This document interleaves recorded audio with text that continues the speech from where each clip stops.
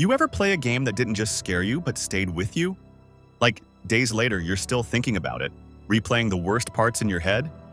Yeah, we're diving into those games. The ones that don't rely on cheap jump scares, but mess with your mind. Before we start the video, a quick question. Has this ever happened to you? You love the game, the story's great, the world is awesome, but then the grind kicks in. Hours and hours just to level up. Or that one boss you just can't beat. And eventually, you give up. Even though deep down you really want to see what comes next. So yeah, Xmod is the solution if you're tired of wasting hours just to enjoy your game. It's a platform that supports over 5,000 single-player games, and with it, you can apply mods and cheats with just one click. Want to skip the grind? Get unlimited gold? Health, mana, stamina, weapons, whatever it is, Xmod probably has it. And the best part? You don't need to know anything about modding. Just launch the game, click the mod you want, and that's it. Instant power-up.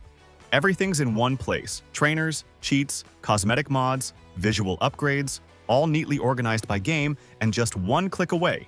You don't have to worry about viruses or getting banned either. It's 100% safe to use with your Steam account and other platforms, as long as you stick to single-player games. And if anything goes wrong, there's live support ready to help you out. And it's even easier to install it. Click the link in the description or in the pinned comment and download Xmod for free. Then launch your game and activate the mod you want. And boom, in 2 clicks, you're playing the way you want to play. Seriously, just by downloading it through my link, you're already helping the channel a lot, even if you're just testing it out. So give it a shot, it's free, and you'll be surprised by how many games, cool features, and awesome mods it already supports. Try it out and let me know in the comments how it went.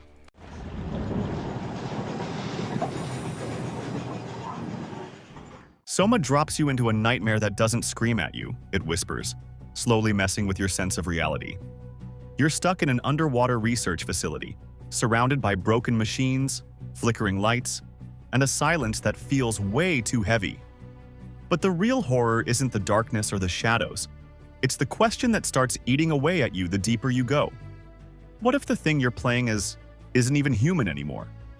Forget jump scares, Soma is all about psychological pressure. The more you explore, the more things start to twist. It pulls you into themes of identity, consciousness, and what it really means to be alive. You're not just trying to survive, you're piecing together a puzzle about yourself, and the answers don't come easy. Another thing that makes Soma hit differently is how it handles player choice. Not with obvious decisions or dialogue trees, but through the small, uncomfortable moments that force you to act.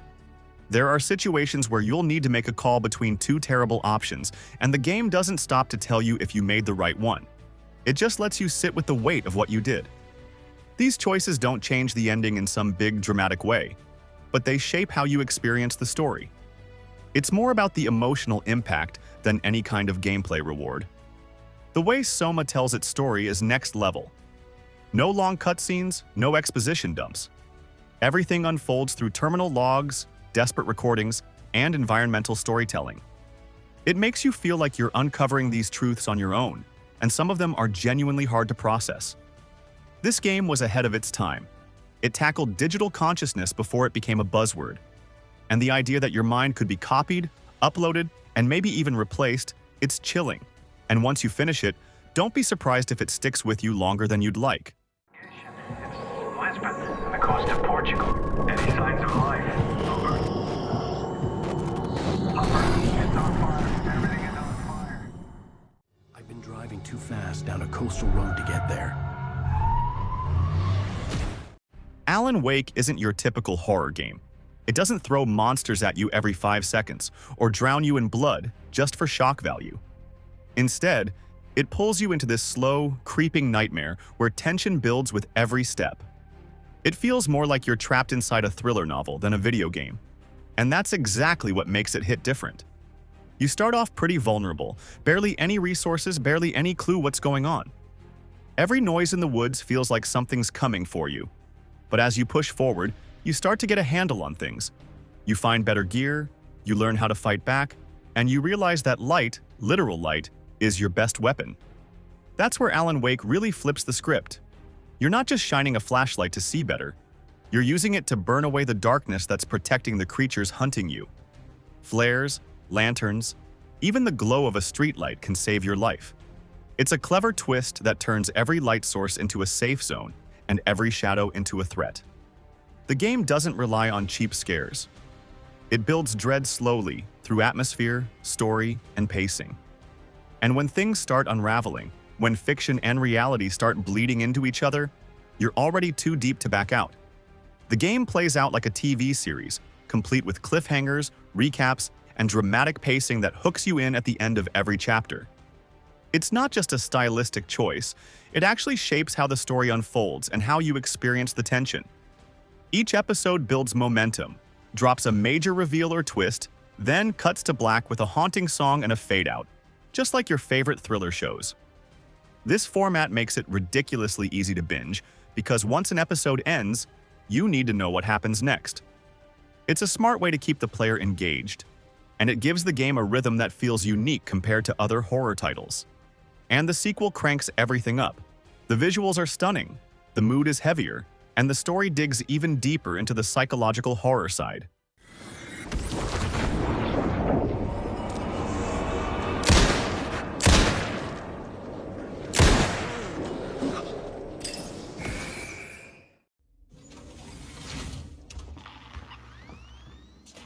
Alien Isolation hits different. It's not about blasting your way through enemies or racking up headshots, it's about pure, raw survival. From the second you step into the broken corridors of that space station, you feel it. The tension, the silence, the sense that something's watching you. There's no big gun to save you here, no power fantasy. Just you, a half-working motion tracker, and a creature that learns every move you make. The xenomorph isn't scripted, it reacts, adapts, and hunts. It doesn't care if you're hiding in a locker or crawling through vents, it's always one step behind. And when it catches up, there's no mercy. You're constantly forced to weigh your options. Use a noisemaker to lure it away and risk attracting something else? Or stay put and pray it doesn't sniff you out. Even picking up a simple item feels like a life or death decision. Resources are limited, ammo is rare, and sound is your worst enemy. Another detail that really takes Alien Isolation to the next level is how it uses sound not just as an atmosphere tool, but as an actual gameplay mechanic. The game listens to you through your microphone if you enable that setting. So if you're hiding in a locker and make a noise in real life, like talking, coughing, or even breathing too loud, the xenomorph can hear it and come straight for you. Combine that with the game's dynamic music system, which shifts based on how close the alien is, and you get this terrifying feedback loop where even the audio cues make your skin crawl. And if you think you've got nerves of steel, crank up the difficulty. Suddenly, the tracker becomes less reliable, hiding spots aren't so safe, and your heartbeat will never slow down. Alien Isolation doesn't just pay tribute to the original film, it expands on its fear. It's a slow, creeping terror that builds and never lets go. This is survival horror at its absolute best.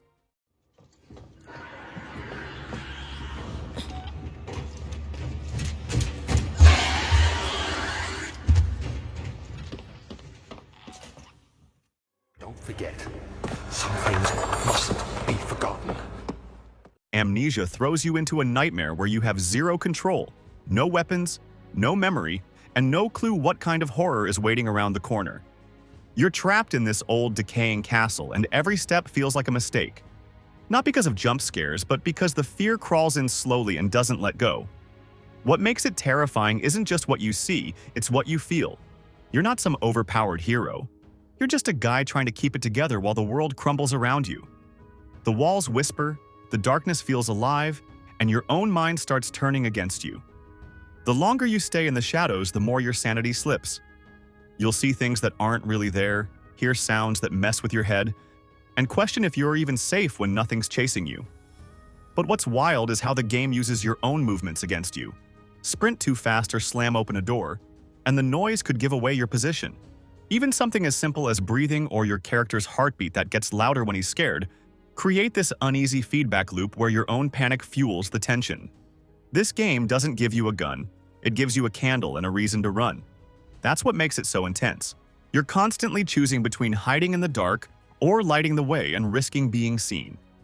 That balance between fear and survival is what set Amnesia apart from everything else back then. Even now, years later, it still holds up. The atmosphere, the tension, the helplessness, it all hits just as hard.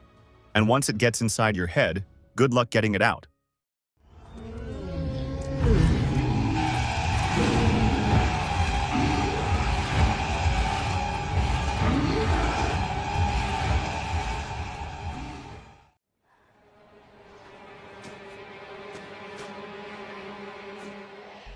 There's something truly unsettling about having full control over who lives or dies. That's the core of Until Dawn. It puts you in charge of a group of teens stuck in a creepy, snow-covered mountain lodge, and then slowly turns up the pressure until you start second-guessing every move you make. No takebacks, no do-overs. One wrong choice and someone's gone for good. The game doesn't throw endless monsters at you or fill your screen with non-stop action. Instead, it plays with your nerves. You're making fast, emotional decisions that change the outcome of the story in ways you might not even realize until much later. Every relationship, every clue, every silence, it all matters. What makes Until Dawn stand out is how cinematic it feels without losing that interactive edge. It's shot like a slasher flick, with moody lighting, sharp dialogue, and those classic horror movie vibes. But you're not just watching, you're steering the chaos. The branching paths are insane, with so many outcomes based on even the smallest things you did hours ago. Another brilliant touch in Until Dawn is its use of the butterfly effect system. Every tiny choice you make, from picking up a random object to how you treat another character in a conversation, can ripple out and cause massive changes later on. The game keeps track of these decisions in real time, showing you how one moment of hesitation or one bold move completely shifts the story's direction. What's wild is that sometimes you won't even realize how important a moment was until it comes back to bite you hours later. It turns replays into a whole new experience because you start to see how interconnected everything is. Until Dawn isn't just about staying alive, it's about dealing with guilt, with fear, with tension so thick you could cut it with a knife. And that feeling doesn't fade when the credits roll, it lingers. Because when everything goes wrong, you can't help but think, that was my fault.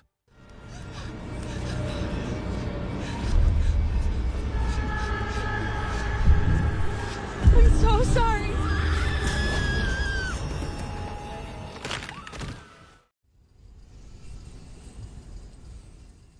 From the second you step foot on that ruined spaceship, everything in Dead Space Remake screams danger. You're not getting a slow build-up or a tutorial that holds your hand. You're dropped straight into chaos, where every hallway feels like a trap and every distant sound could mean death. The atmosphere doesn't just feel tense, it wraps around you like a vice. This isn't a lazy remaster with shinier textures. The whole game was rebuilt from the ground up. Controls are tighter, the pacing is sharper, and the level design pushes you to stay alert every second. The lighting system alone is on another level. Shadows move dynamically. Flickering lights make you question what you just saw. And it all plays tricks on your mind while you're trying to survive. One of the wildest features they added is something called the Intensity Director. It's basically an invisible puppet master that reacts to how you're playing. It changes lighting, adds unexpected sounds, spawns enemies when you least expect it, all in real time. So even if you're revisiting a place you've already cleared, don't relax. That sense of dread never really fades. Another smart addition in Dead Space Remake is how it completely removes traditional loading screens. Instead of pausing the game to load a new area, everything flows seamlessly from one section to the next. That might sound small, but it changes everything. It means there's never a moment to breathe, never a clean break where you can relax. You'll walk through a door expecting a break, and boom, the game throws you into another high-stress situation without warning. But what makes this remake hit so hard isn't just the monsters or jump scares. It's the psychological weight. Isolation, claustrophobia, the constant pressure, it all builds into this relentless tension. Even if you know exactly what's coming, Dead Space finds a way to get under your skin all over again.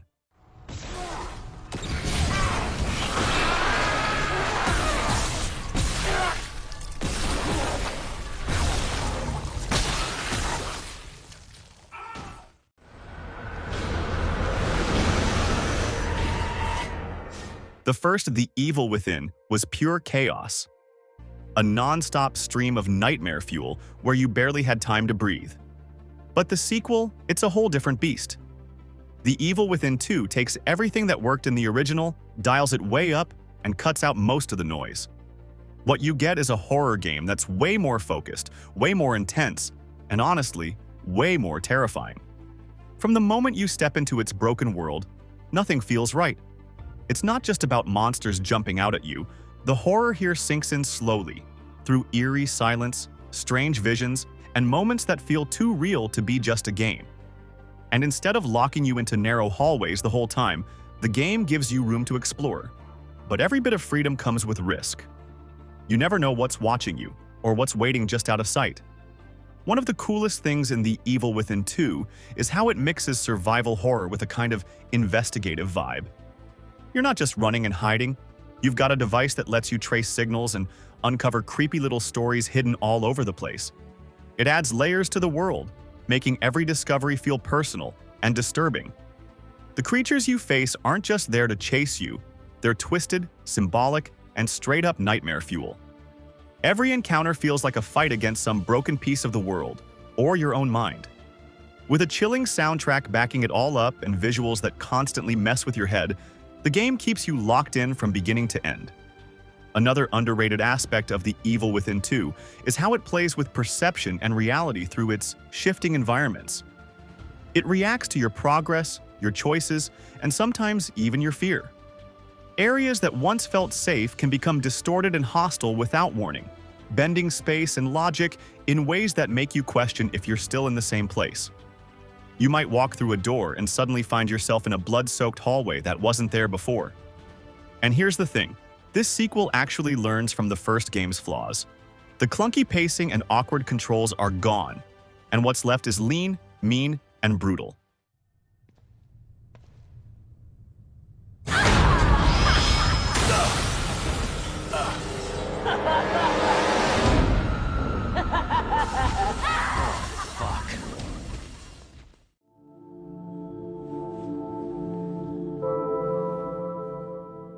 Silent Hill 2 isn't just horror. It's emotional damage wrapped in static and fog. This game digs into guilt, grief, and regret in a way that few titles have even dared to try. You're not running from some mindless creature. You're walking side by side with your own demons and they look you in the eye. What makes it hit so hard is how personal everything feels.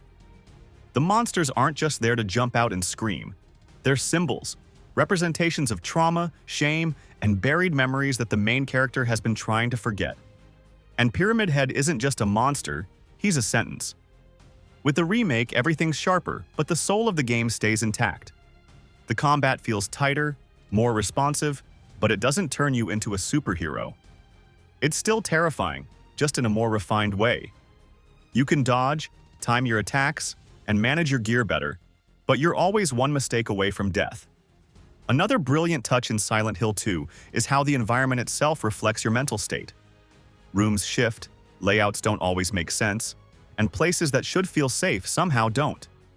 Even the save points, those little red squares, aren't just there for convenience. They feel ritualistic, almost like a desperate gasp for control in a world that's slipping through your fingers. It's the kind of game that doesn't throw horror in your face. It lets it crawl in through the cracks. The music creeps, the world twists in ways that feel off, even when nothing's technically wrong. And that slow, creeping dread? It never really leaves.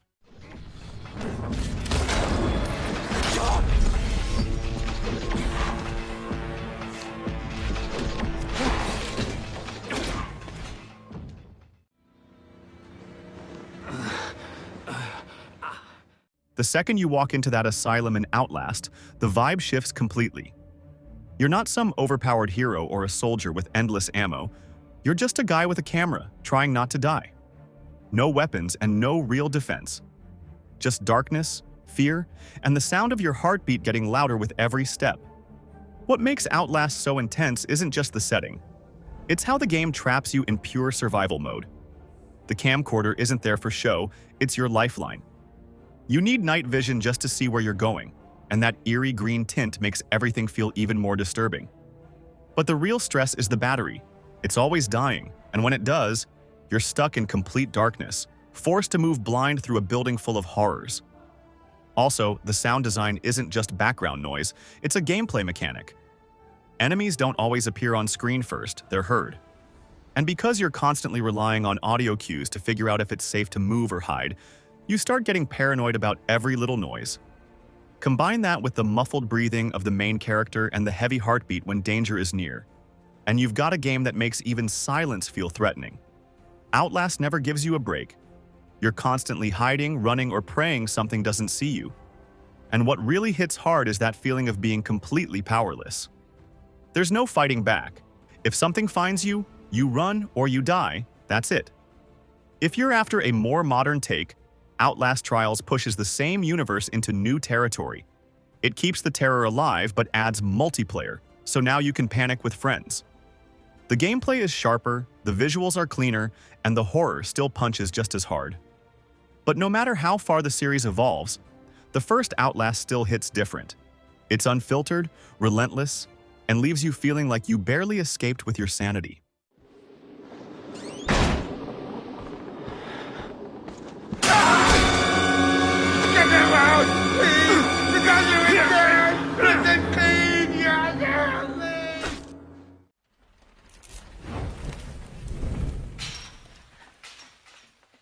Let's be real. You can't talk about horror games without bringing up Resident Evil. This series didn't just help shape the genre, it is the genre. Since the 90s, it's been teaching players what it means to feel truly unsafe, and somehow, it just keeps getting better. Resident Evil has always nailed that balance between survival and strategy. You're not some overpowered soldier mowing down enemies. You're someone trying to piece together a way out while running low on bullets, herbs, and hope. Every locked door, every creepy hallway, every distant noise, it all plays into the fear that you might not make it out. And it's not all the same flavor of horror. Some entries crank up the action, throwing you into chaos with big weapons and fast enemies. Others slow things down, pulling you into tight corridors and first-person terror that messes with your head. The remakes in particular are a masterclass. They keep the soul of the originals but bring in modern gameplay, stunning visuals, and new layers of tension that make them feel like brand new nightmares. What makes Resident Evil stand out, though, isn't just the monsters or the gore. It's the atmosphere. The sound of footsteps echoing down a hallway, the creak of a door, or that moment when you're staring at your inventory, deciding if it's worth using your last healing spray. It's a constant mental tug-of-war that keeps you glued to the screen. Even now, after all these years, the series refuses to fade. It evolves, adapts, and still finds new ways to scare the hell out of people. That's why Resident Evil isn't just a horror franchise, it's a survival horror institution.